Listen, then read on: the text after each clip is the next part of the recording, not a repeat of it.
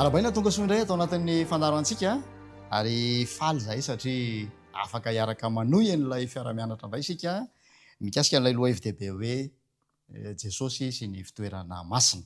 Lohahevitra atao hoe anankiray ihany na dia hoe Jesosy sy ny fitoerana masina satria tsy azo sarahina ireo, mifamatotra ary zavatra tokana ihany no tanjony dia ny famonjena antsika. Raha ataontsika jeritodika fohifohy ireo lohahevitra, zana-dohahevitra nijerentsika dia vao manoloana fotsiny ny vavahadin'ilay fitoerana masina dia efa mahita fahamarinana lehibe isika mikasika izany. Na ny vavahady dia efa manondro sahady ny fahavononan'ny mpanota anankiray hiroso amin'ny fibebahana marina ary aiky ny elony andray ny fitahiana ao amin'izany fitoerana masina izany. Hoy ny Jesosy 5:9 hoe asaovy manao fitoerana masina ho ahy izy dia onona eo aminy aho. Ary na ny vavahady na ireo kipitsipitsony rehetra izay manaraka izany, eo ny alitara izay fanaovana fanatitra, eo ny tavy fisasana, eo ihany koa ireo efitra izay vita amin'ny lamba manasaraka ny kianja sy ny fitoerana masina, ireo tsipirian-javatra ao anatin'izany fitoerana masina izany koa izay efa nianarantsika teto, eo ny latabatra misy ny mofo aseo, eo ihany koa ny fanaovan-jiro fitorantsana, dia samy manondro fahamarinana lehibe iankinanaina ihany koa ao anatin'izany rehetra izany. Tsy azo sarahana ho isika Jesosy sy ny fitoerana masina. Dia itoy ary ny fiara-mianatra ataontsika ndao raisitsika ampitiavana indray ny pasteur Andray Paratiana Fanera hiaraka mianatra amintsika. Mandroso ianao pasteur. Miarabanao tonga soa tompoko. Miarabanao namanadinao ary manona fiadanam-tompo amintsika rehetra ihany koa. Efa nataoko jeritodika fohifohy teo niaraka tamin'ny mpanaraka fandarana ireo dingana nolalovantsika tao anatin'ireo fiara-mianatra teo aloha. Mitohy ny fiara-mianatra aiza ho aiza indray ary tsika zao efa tafiditra anatin'ny fitoerana ao amin'ny efitra masina. Ya, araka ny efa nolazaina teo namanadinao ny amin'ny fampidirana sady famerenana ihany koa ny ireo efa fandarana teo aloha zany nanomboantsika anty lohahevitra ty hoe Jesosy sy ny fitoerana masina. Jesosy sy ny fitoerana masina. Zay voalohany le lohahevitra za le toko sy andiny vakinao teo Jesosy 5:20 Jesosy 5:20 azafady dia ny hoe manao asevy manao fitoerana masina ho azy dia onona eo aminy. Amin'ny alalan'ny ilay fitoerana masina no honenan'Andriamanitra eo amintsika.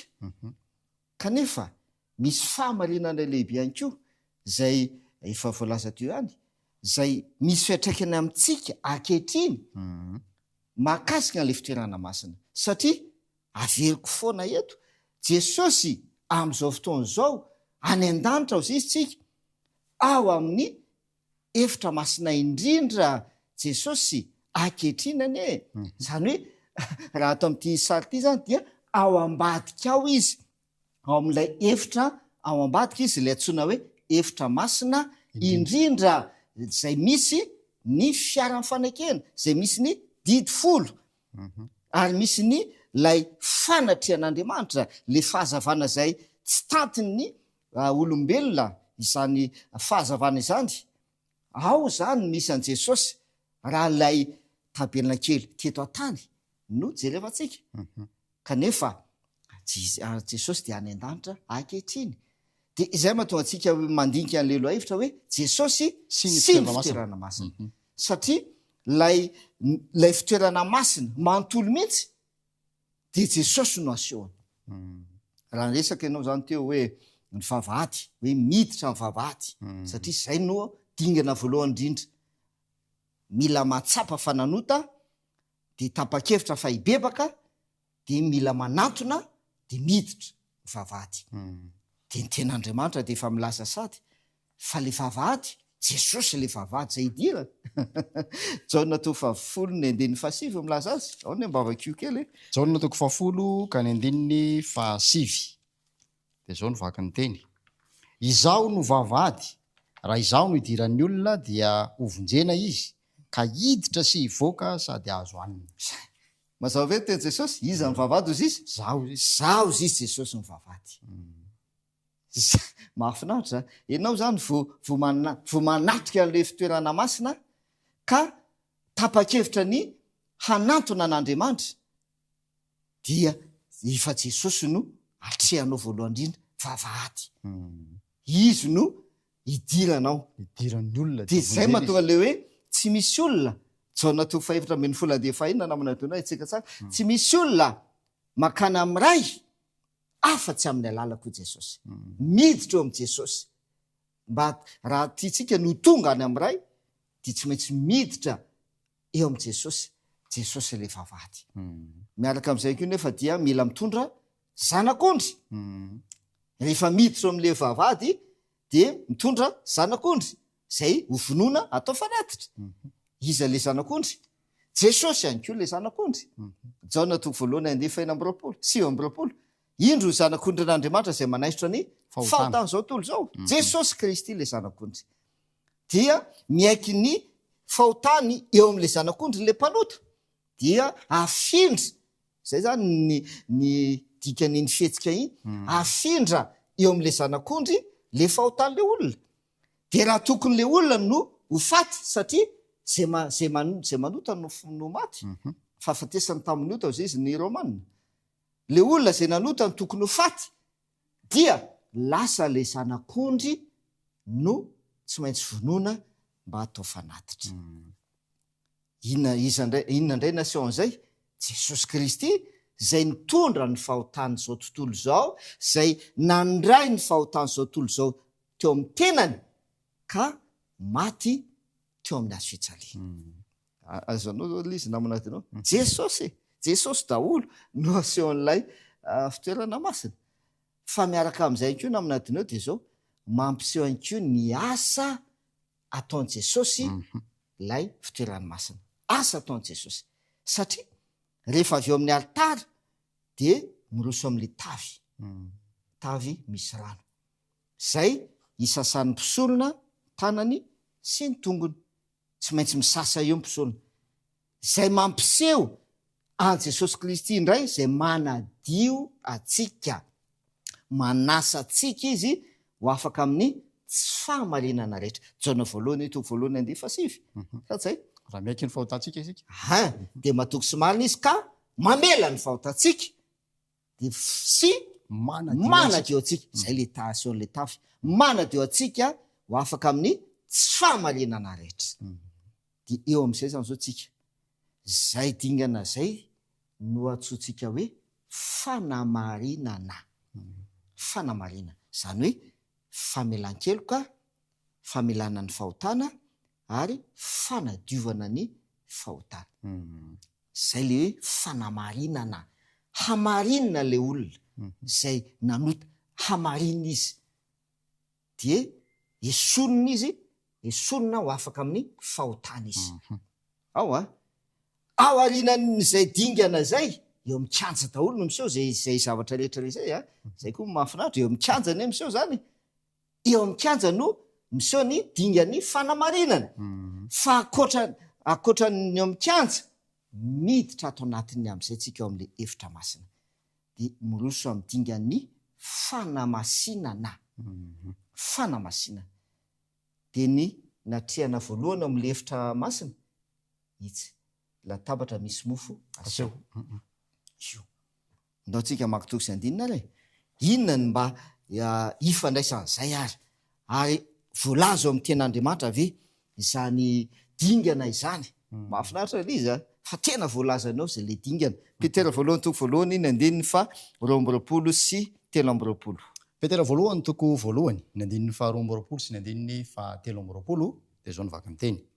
Satria efa niodiovonareo ny fanahinareo tamin'ny fanarahana ny fahamarinana ho amin'ny fitiavandala tsy miangatra, dia mifankatiava fatratra amin'ny fo, fa efa teraka indray ianareo, tsy tamin'ny vo mety ho loha fa tamin'ny tsy mety ho loha, dia ny tenin'Andriamanitra izay velona sady maharitra. Mahafinaritra. Jereo fa misy voalazana eo le dingana izay nandalovantsika ao amin'le fitoerana masina. Dia voalazana eo zany zao eo amin'le tavy. Satria efa nanina izy efa nodiovina ny fanahinareo. aiza zany zao zay fanadiovana zay eo am'le tavy anie zany efa nodiovina ny fanahinareo asana posôty faramborapolo de fa enambin'ny folo koa milaza zany mitsangana nareo ka atao batisy ianao mba ka ho sasana ho afaka amin'ny fahotanao satria efa nidiovina ny fanahinareo zy izy de inona zavatra amseho de ina am'izay nydingana manaraka de ozy izy le ten'andriamanitra dia mifananara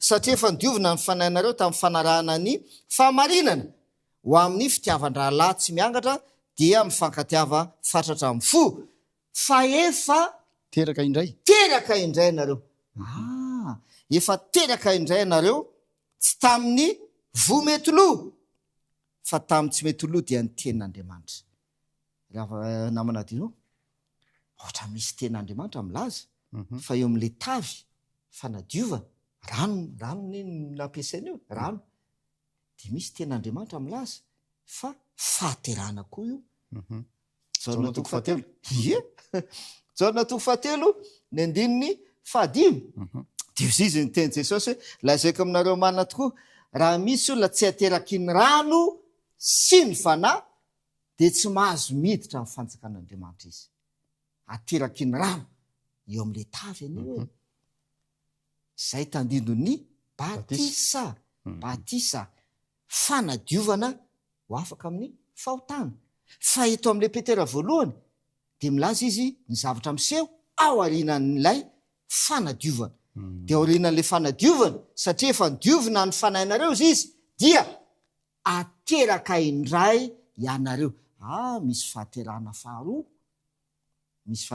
faharoa le voalohany ateraky ny rano fa rehefa avy nateraky ny rano dia ateraka indray amin'ny votsy mety loha de tsy inona fa ny ten'andriamanitra io zany izy ten'andriamanitra zay io le mofo latabatra misy ny mofo aseho rehefa avy nateraky ny rano de ateraky ny ten'andriamanitra de eo le manomboka le dingan'ny fanamasinana de olona ateraka indray zany no miditra atao am'lay efitra masina mahafinaritra be le izy olona zay nateraka jereo tsara olona zay nateraky ny rano avy nateraky ny rano de avy eo ateraky ny ten'andriamanitra indray le mofo zay efa nilazainao ihany koa fa manondro an' Jesosy ihany koa mila hoe zany mofonay na mofo avy any an-danitra manondro ny tandidon' Jesosy le mofo aseho zay ivelomana iainana isan'andro izany mofo izany zay le hoe rehefa miditra ao amin'ny dinga fanamasinana tsika dia miaina ao am' Jesosy miaina miaraka am' Jesosy mivelona am' Jesosy Kristy tahaka ny apôstôly Paoly zay nyteny hoe tsy izaho tsony ny velona Kristy mivelona tanatiko zay zany le fiainana ao am'lay efitra masina tsika io ao am'lay efitra masina fa miaraka am'izay ihany koa de misy lay dingana miaraka am'lay mofo fanaovanjiro de efa nazavaitsika ihany ko namanadinao fa tsy mety maty io fa mirehitra mandrakariva na andro na alina de mirehitra mandrakariva io fanaovanjiro io zay tandidon' Jesosy Kristy lay fahazavana ary tandidon'Andriamanitra mihitsy moa zany jaona voalohany andeha fahadiminy milaza zany Andriamanitra dia mazava tsy misy inona zy izy zay mahatonga nio tsy mety maty zany tsy misy maizina zy izy eo aminy ao am'le toerana efitra masina zay misy ny fanatrehan'Andriamanitra tsy misy maizinao zay mahatonga an'io mirehitra mandrakariva fa miaraka am'izay de zao raha aseho an' Jesosy lay fanaovanjiro mampiseho anko ny ten'Andriamanitra fanelon-tongotro sy fanazavana lalako ny teninao de isika zany le dingana zany rehefa tonga eto sika de zao mandeha amin'ny mazava zay titingany ty le mofo mivelona amin'ny tenin'Andriamanitra, mivelona miaina am' Jesosy Kristy. Jesosy no ivelomana. Misy an'iny toksan'iny iny vakitsika hoe izy no ivelomantsika, ietsehatsika, iainantsika. Mahafinaritra be ny toksan'iny iny a. Zay le mofo zay.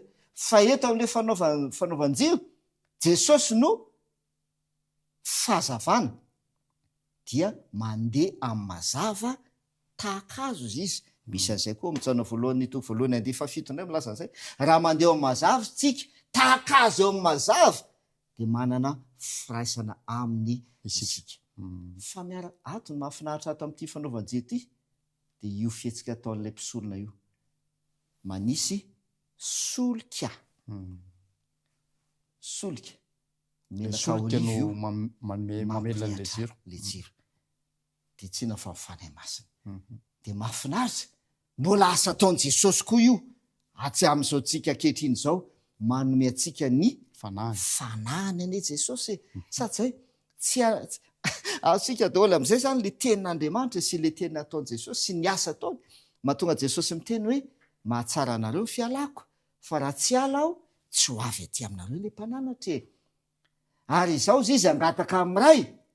Ary izy anome anareo mpananatra hafa zay ho eo aminareo mandrakariva ary ho ao anatinareo. Fanahy masina. Fanahy masina. Mba ahafahantsika mandeha mazava ary mba tonga antsika hazava dia mila solika dia tsy nafany fanahy masina.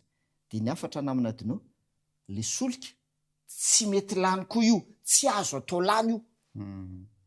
Zay, tsy azo atao lany io solika io. Tapohana foana. Ka mba hampirehitra an'le fanaovan-jiro mandrakariva dia tsy maintsy misy foana le solika. Dia zay zavatra sy miseho fiainantsika anie.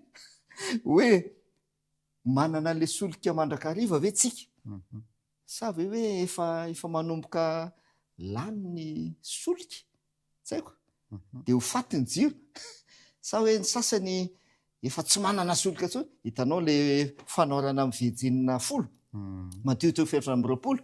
Mazava be iny zany. Azosika amin'izay zany zao ny didikan'ny fanoarana iny.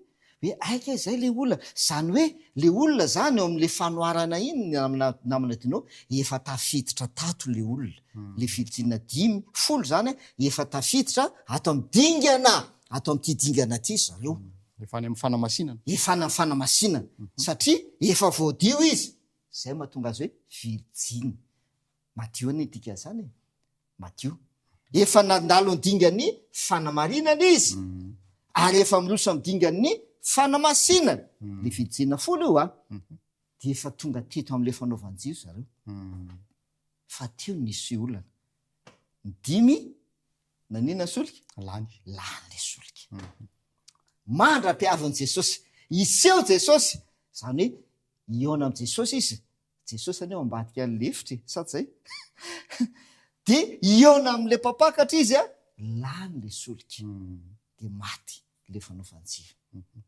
Dia zay ny zavatra atrehtsika koa ny ravana malala e. Tsika zay miandry ny ahitan'i Jesosy. Manantena ny ahitan'i Jesosy. Mila mirehitra tompoko ty fanaovan-jiro ty. Mila mirehitra ty. Amin'ny alalan'ilay solika. Ya. Mahafinaritra le jery todika izay mamitana ny dingana rehetra izay fanalovantsika. Mbola mandroso ohatrany tsika aiza indray ary amin'ny toerana misy antsika androany amin'ny fanazavana antsary eto amin'ny fitoerana masina ty tompoko. Ena azy. Ndao hotizantsika arany dingana zay amafisina amintsika mandrakariva fa miroso amin'ny dingan'ny fanamasinana isika. Fanamasinana. Rehefa nandalo ny dingan'ny fanamarinana isika dia tsy na fa ny fanadiovana amin'ny fahotana, fanafahana antsika ho afaka amin'ny fahotana, famelana ny helokontsika mba hatonga antsika ho voavela heloka, hatonga antsika ho marina. Zay ilay izy. Hatonga antsika ho marina eo anatren'Andriamanitra. Zay le dinga fanamarinana. Dia miroso amin'ny dingan'ny fanamasinana. Ka ananantsika fiainana masina miaraka amin'i Jesosy Kristy. Mahafinaritra. de dingana manaraka zany zao, eto ny dingana manaraka, eto ty altara fandoroana didikazo manitra ity miaraka amin'ilay efitra lamba ampiarahantsika ireo, satria noho ity altara ity ny zavatra miseho amin'ny efitra lamba mifandray zany ireo, satria le efitra lamba dia atetina fafazana eo amin'ny alalan'ny fanondro lay raha le rahan'le zanak'ondry zay novonoana noho ny fahotana.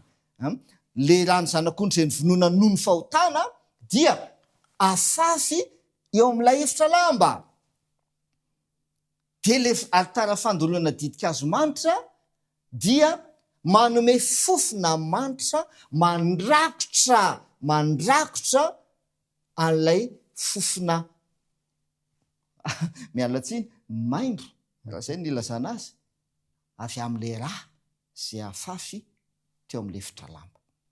Dia raha kofan'ilay didikazo manitra izay fahalotona izay zany mahatonga ny reto miaraka ireo.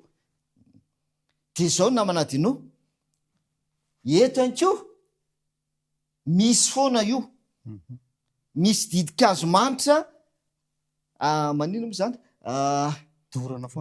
dorana foana eo mba hanome fofo manitra, fa tsy hoe lano le didikazo manitra hone ao tsy asiana didikazo manitra, dinona moa zany miseho, lasa le fofona inona ny fiaino, le fofona raha ny ny fiaino am'izay fotoana zay, kanefa le raha avy aiza le raha avy amin'le zanak'ondry zay namindrana ny fahotan'le olona, avy amin'ny zanak'ondry zay namindrana ny fahotan'le olona ny le raha to hoe zany hoe mampiseho an'le fahotana zay fahotan'le olona le raha zay nafafy teto. Ka rehefa tsy misy an'ity didikazo manitra ty zay mandrakotra sy manome fofo manitra manakona an'izay fofona raha zay, de lasa ohatrany hoe tsy azo iainana mihitsy ao zay. Ary tena ataontsika hoe ratsy be, satria lasa manjaka ato andremo lasa manjaka ato amin'ity efitra masina ity ny fahotana sy ny faharatsiana, de mila raha kofana zay zavatra zay. Zay le izy. Ndao tsika makitoko sy andininy. Salamo 2:30 inona indray mba ifandraisan'izany amin'i Jesosy Kristy, satria ny lohahevitsika de hoe Jesosy sy ny fitoerana masina, ary inona no fiatraikan'izany eo amintsika ihany koa ankehitriny avy. Raha ao amin'ny fitoerana masina Jesosy ankehitriny, inona no fiatraikan'izay eo amin'ny fiainantsika amin'ny alalan'ny altara fandoroana didikazo manitra.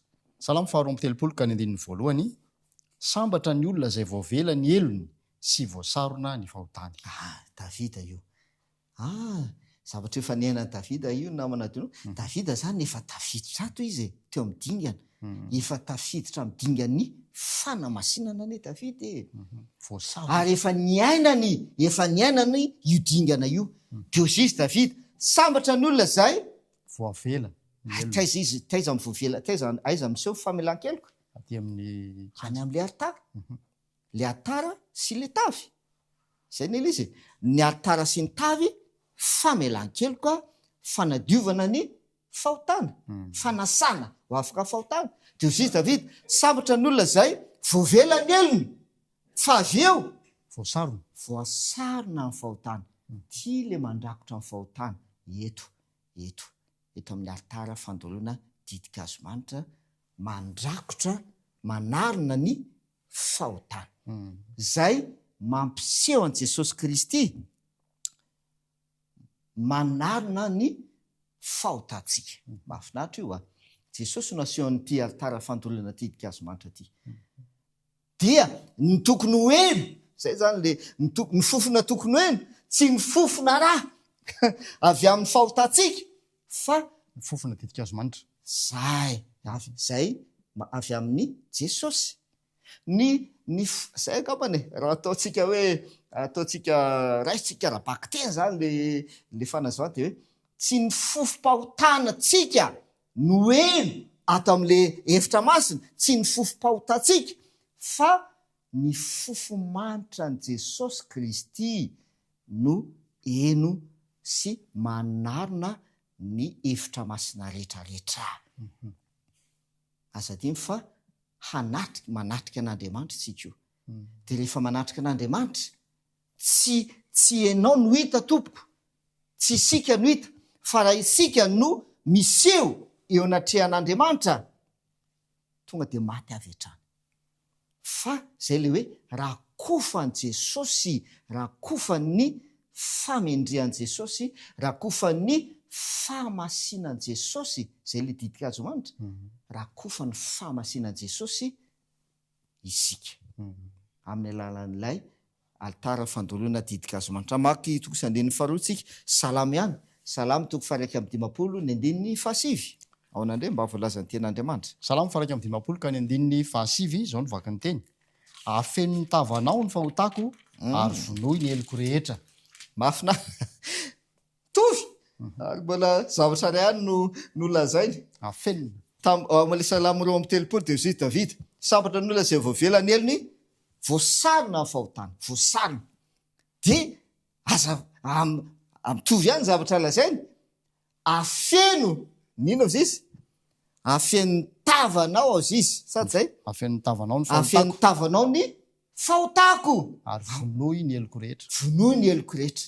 Afeno ny tavanao ny fahotako. Ahoana koa zany? Amin'ny fomba ahoana? Zany hoe takona zany le fahotana, takona. Zay le hoe afeno ny tavanao ny fahotako. Dia tsy hita intsony le fahotana. Hito ane io hoe altara fandoroana didikazo manitra.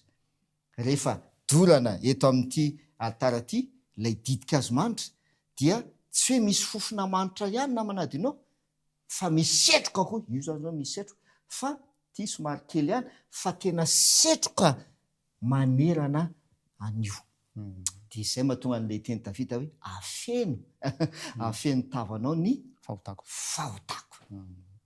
Fahotana zay tafafindro amin'ilay efitra lamba. Afeno. Ya, fanamariana kely pasteur le fahotana hafenina eto, fahotana efa voavela, efa nandalo le dingany fanamariana. Efa nandalo niainga avy any amin'le kianja. Fa raha ohatra ka diso fandray ny mpanaraka ny fandarana hoe manafina fahotana, ny eobolana milaza hoe zay manafina fahotana nge tsy ambinina. Fa ity fahotana ity zany fahotana efa nandalo traitement ny fanamarinana taty kianja, dia niditra tao amin'ny efitra masina, dia tonga tao amin'ity afenina, saromana, rakofana araka le voambolana maromaro. Marina zay, tena marina mihitsy zay namanadinao mankasitraka ny amin'izay fanamariana zay.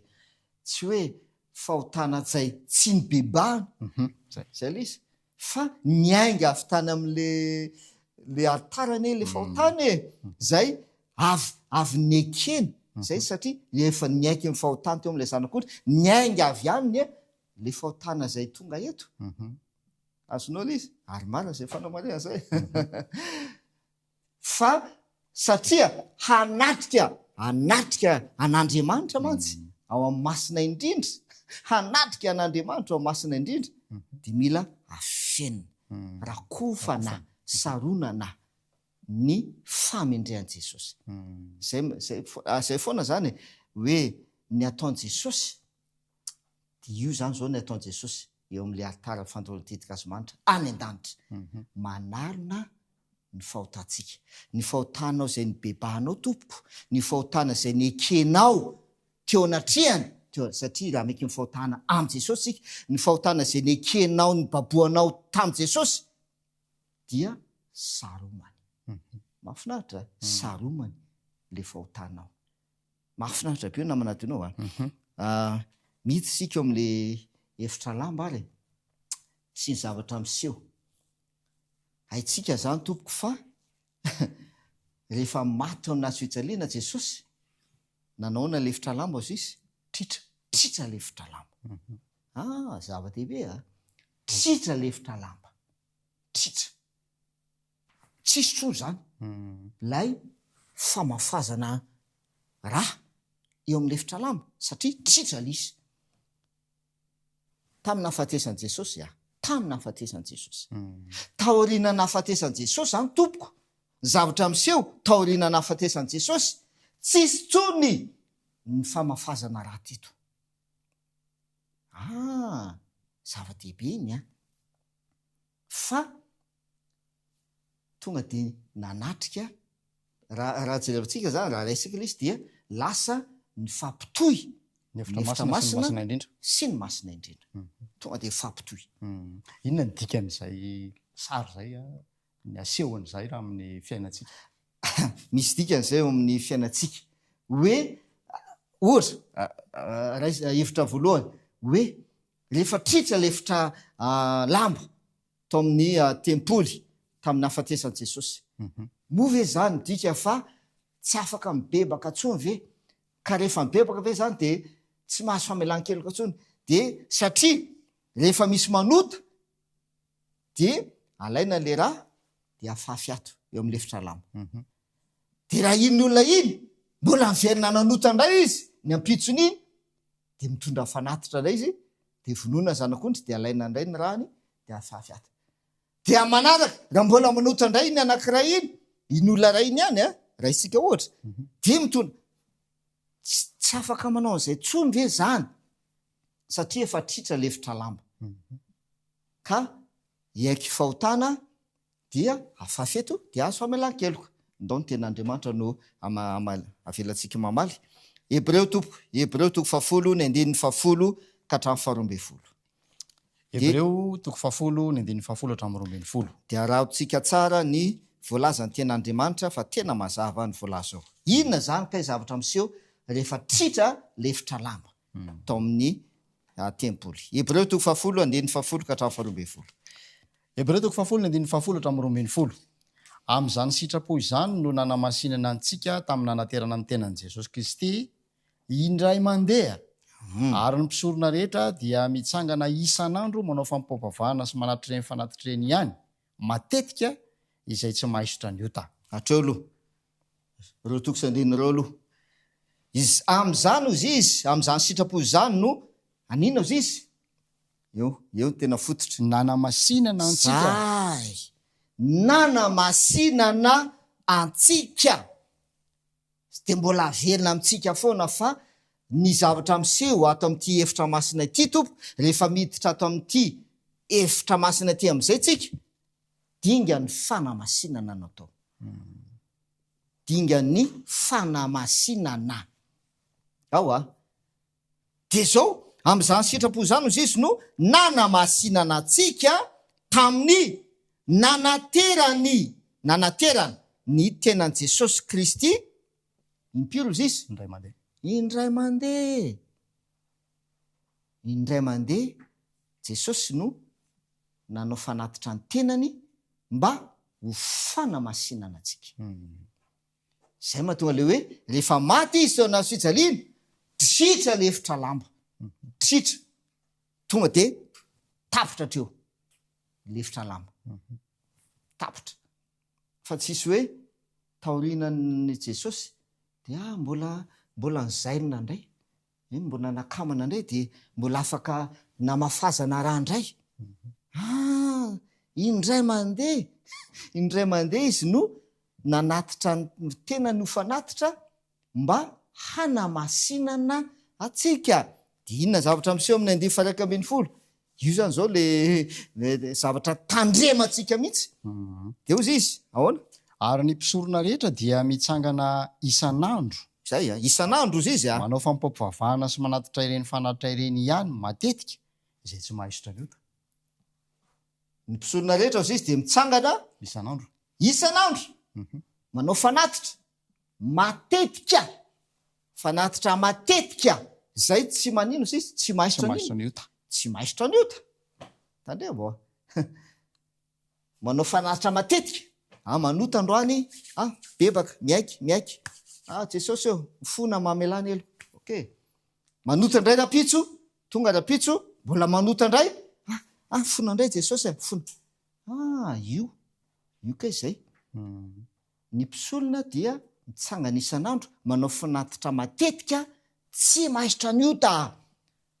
Fa inona ny tena zavatra miseho kay andiny 12 are folo hebreo toko 10 fa izy kosa rehefa nanao fanatitra iray monja Jesosy io a Jesosy io izy io mandrakizay no niota de efa mipetraka eo an-tanana ankavanan'Andriamanitra. Fa izy kosa Jesosy kosa izy rehefa nanao fanatitra impiry indray mandeha mandrakizay indray mandeha ho mandrakizay no niota de efa aiza izy mipetraka ao amin'le masina indrindra. Ao ane misy an'Andriamanitra ao amin'le masina indrindra. Rehefa nanao fanatitra indray mandeha izy tritra ty de ao amin'ny masina indrindra Jesosy manao fanavotana ho antsika. Mipetraka eo tanànakavana n'Andriamanitra mana masina antsika tompoko satria efa vita ny fanamarinana. Satria sady zay le namikanja teo amin'le altara fanamarinana. Rehefa vita an Jesosy ny fanamarinana antsika indray mandeha dia mipetraka eo an-tananakavanan'Andriamanitra izy mandrakizay manao fanamasinana antsika. Ndao ampitsika ny fanazavana re Hebreo toko 10 ny andininy 412 tsy miala amin'ny Hebreo toko 10 tsika ny andininy 412 ndray vakitsika sy ny andininy 712 sy 712. Hebreo toko 10 ny andininy 412 ny andininy 712 ary ny andininy 712. Fa ny fanatitra iray ihany no efa natanterahano mandrakizay zay olona masinina zay. Tena mazava io toko sy andino io zany tena mamitina azy. De ahoana izy fanatitra ino izy 412 fa fanatitra firy izy ray ihany tsy takampisorona le hoe isan'andro sy matetika tsia fanatitra iray ihany no efa natanterahany ho mandrakizay zay olona hamasinina.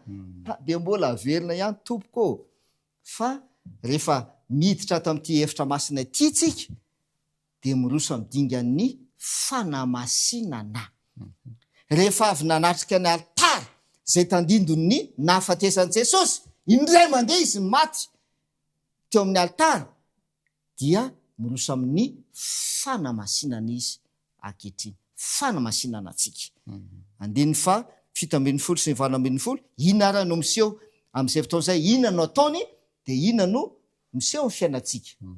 Hebreo toko 10 andininy 712 sy 712 de hoy koa izy ny fahotany sy ny elony tsy ho tsarovako intsony. Ary rehefa misy famelana ireo de tsy misy fanatitra noho ny ota intsony. Zay le indray mandeha saotsy indray mandeha izy no nanao fanatitra iray ihany izy atanterahany ny fanamasinana antsika. De inona zavatra ataony ny fahotany sy ny elony tsy ho tsarovako tsy tsarovany intsony. Nanoty ianao niaika ianao nibebaka ianao maty indray mandeha Jesosy famelan-keloko anao mandrakizay avelany iny mandrakizay tsy tsarovany intsony iny. Fa ny zavatra ataonao aorianan'izay miroso amidingan'ny fanamasina. Fa tsy hoe mbola notandray ara-pitso tsia miroso amidingan'ny fanamasinana.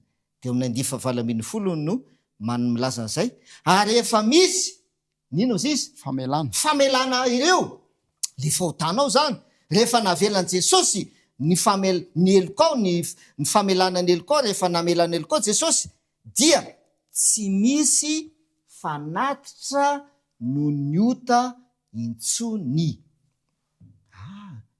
Dika na manadino tsy tokony hanota intsony. Zay tiano lazaina an'io zay. Tsy tokony hanota intsony. Rehefa navelan'i Jesosy ny elokao de tsy tokony hanota intsony ianao. Zay no mahatonga le hoe rehefa nisy famelana ireo de tsy misy fanatitra no niota intsony. De hitanao namandradinao misy ten'Andriamanitra le efa mivaky itsika. Jaona voalohany toko 2 ny andininy voalohany. Jaona voalohany toko 2 andiny voalohany. De ahoana izy? Jaona voalohany toko 2 ny andininy voalohany. Ny andininy voalohany. De zao ny vaky ny teny. Jaona voalohany toko faharoa anaka izany zavatra izany no soratako aminareo mba tsy anotanareo ary raha misy manota dia manana solovava ao amin'ray isika dia Jesosy Kristy ilay marina. Zao tsara izy anaka izany zavatra no soratako aminareo mba tsy Anotanareo. Zay le hoe rehefa nisy famelana ireo dia tsy misy fanatitra nota intsony. Zay izy ity io zany tiany lazaina ino miseho izany zavatra zany no soratana mba tsy hanotana miroso amin'ny dingan'ny fanamasina. Le tony anefa ohatrany hoe ohatra milaza hoe mety mbola manota ihany le hoe raha misy manota dia manana solovava ao amin'ray tsika ao amin'le masina indrindra re Jesosy satria le hoe okavanan'Andriamanitra izy raha misy manota io zany tsy hoe mety mbola manota ihany indraindray tsia azadiny le hoe tsy misy fanatitra nonota intsony tsy misy fanatitra nonota intsony fa tianao lazaina amin'io tompo dia zao ny fiainanao miaraka amin'i Jesosy dia tsy tokony isy fahotana intsony tsy tokony hanota intsony miaraka amin'i Jesosy. Ahoana moa ny eritreretana ny avana milala hoe ianao miaina le mofo isan'andro mivelona amin'le mofo isan'andro Jesosy anie le mofo ary ianao mandeha ao mazava isan'andro tsy tapaka le fahazavanao manaraka ny mazava isan'andro ianao tsy mandeha maizina zany ianao zay ny mahatonga le hoe mba tsy hanotana intsony zay le izy raha ny tena marina. Ndao maky toko sy andininy faraparana atsika zay mifandray amin'le voalaza teo ihany amin'io Jaona voalohany toko faharoa hoe raha misy manota dia ndaovaka itsika ty amin'ny Hebreo toko fahafolo ty ihany fa ny andininy fa 4 sy 7. Hebreo toko fahafolo ny andininy fa 4 sy 7. Fa raha minia manota isika rehefa nahazo ny fahalalana tsara ny marina dia tsy misy fanatitra nonota intsony fa fiandrasana mahatahotra amin'ny fitsarana ary fahatezerana amin'ny rehitra izay andaniny fahavalo rehetra kosa. Raha manino izy minia manota zay no mahatonga an'le Jaona voalohany toko faharoa milaza hoe zany zavatra no soratako aminareo mba tsy hanotanareo. Raha misy manota dia le Hebreo kay milaza anazy raha minia manota ianareo tsy misy fihinana intsony izy tsy misy fanatitra no ny ota intsony.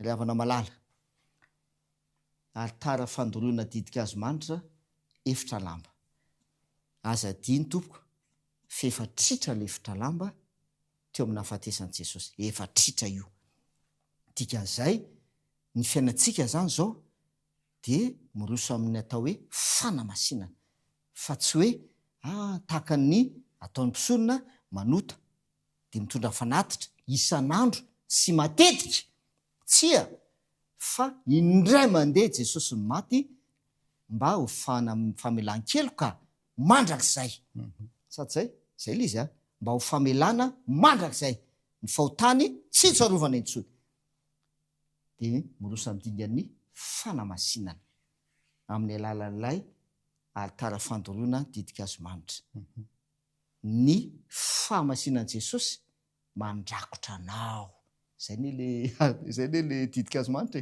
raha kofa ny fahamasinan'i Jesosy ny fiainan'le olona dia mahafinaritra izy io namanadinao satria aseho amin'ny endrika fitafiana izy io amintsika fiainana andavanandro zany ao amin'ny Romanina toko fa 3:17 no vakiantsika aona mba anehoan'ny ten'Andriamanitra an'izay.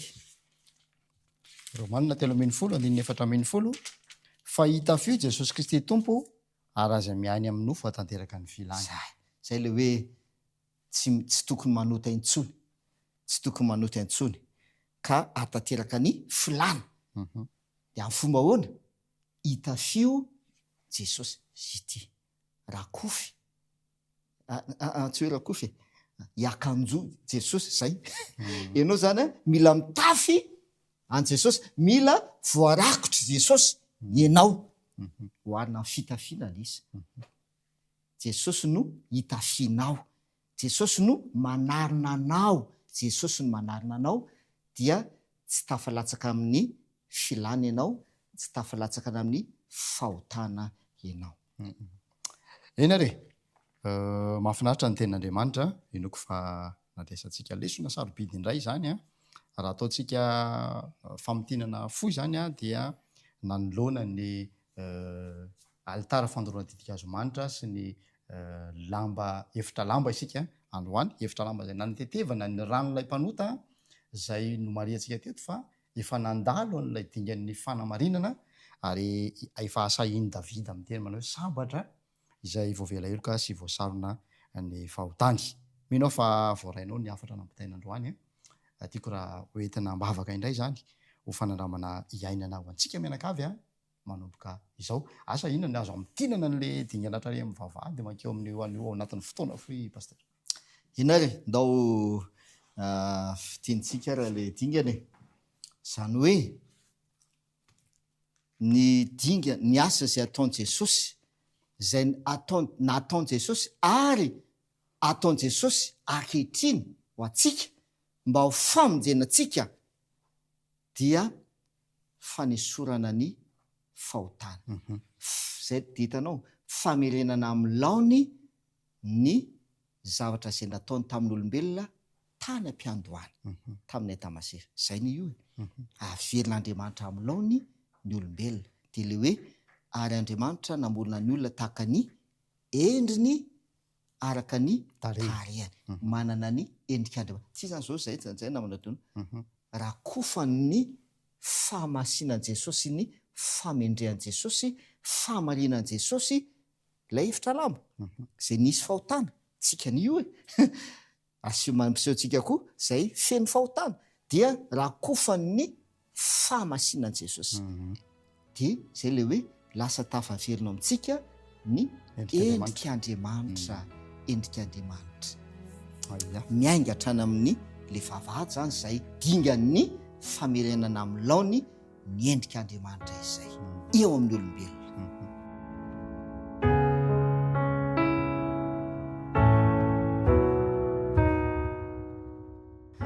Inoko fa mitondra fifaliana ho anao zany afatra sarobidy izany ndao ary hoentina mavaka mba ho zava-misy eo amin'ny fiainantsika tsirairay avy ny asan'i Jesosy sy Jesosy zay asehon'ny fitoerana masina tamin'ny fiara-mianatra ny ataontsika tatoato izay. Iaraka ivavatsika. Misaotra anao zahay Jesosy tomponay sy mpamonjanay eo fa mbola miasa ankehitriny ianao any an-danitra eo ankavanan'Andriamanitra manamasina anay. Ka raha iseho ianao Jesosy Kristy eny amin'ny rao lanitra ho avy indray handray anay any aminao, handray anay ho any amin'ilay toerana zay amboarinao ho an'ny olona voavonjy rehetrarehetra dia mba ho tanteraka aminay ny fanamasinana satria voalaza fa zay tsy manam-pahamasinana tsy ahita ny tompo izy ka mba hanana anjara amin'izany fiarahamonina aminao, fiaraha-mitoetra aminao any amin'ny fanjakan'ny lanitra mandrakizay zany ane ny tsirairay avy. Ampio zay mba hanaiky zany asa fanamasinana zay tanterahanao ho anay tsirairay avy izany. Aminaran'i Jesosy, amen. Isaorantsika Andriamanitra nahatongavantsika tamin'izay dingana izay minao fa mbola mahalinanao toy an'ity fandarana-ty dia manantena mbola hiaraka amin'ny pasteur Andriamantina fanera isika maraparana an'izay loha hevitra lehibe Jesosy sy ny fitoerana masina izay. Mankasitraka an'ireo teknisianina izay ny fanometanana ny omompo niaraka natanteraka ny fandarana teto misaotra betsaka anao piano sy koa nanaraka ny fandarana hatramin'ny farany ho amin'ny manaraka indray tokoa.